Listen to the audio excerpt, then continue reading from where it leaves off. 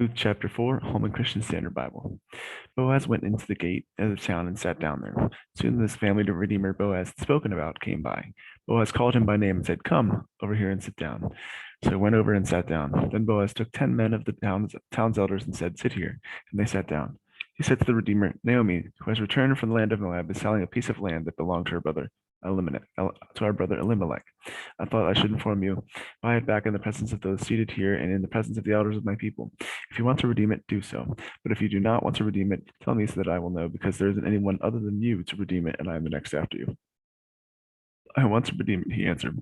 Then Boaz said, "On the day you buy the land from Naomi, you will also acquire Ruth the Moabitess, the wife of the deceased man, to perpetuate the man's name on his property."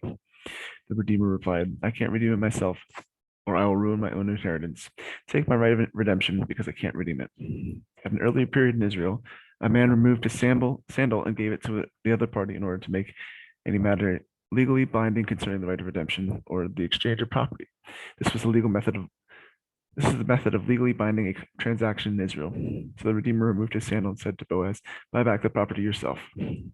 Boaz said to the elders and all the people, "You are witnesses today that I am buying from Naomi everything that belonged to Elimelech, Kilion, and Mahlon. I will also acquire Ruth the Moabitess, Mahlon's widow, as my wife, to perpetuate the deceased man's name on his property, so that his name will not disappear from among his relatives or from the gate of his home. You are witnesses today." The elders and all the people who were at the gate said, "We are witnesses. May the Lord make the woman who is entering your house like Rachel and Leah, who together built the house of Israel.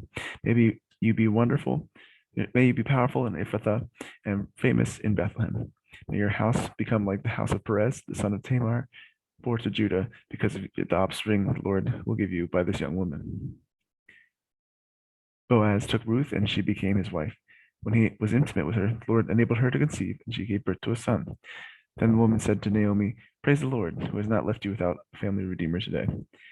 May his name become well known in Israel.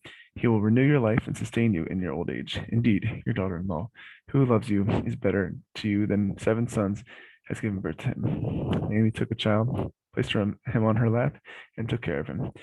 The neighbor woman said, "A son has been born to Naomi," and they named him Obed. He was the father of Jesse, father of David. Now, this is the genealogy of Perez. Perez fathered Hezron. Hezron fathered Ram, who fathered Aminadab. Aminadab fathered Nashon, who fathered Salmon. Salmon fathered Boaz, who fathered Obed. And Obed fathered Jesse, who fathered David.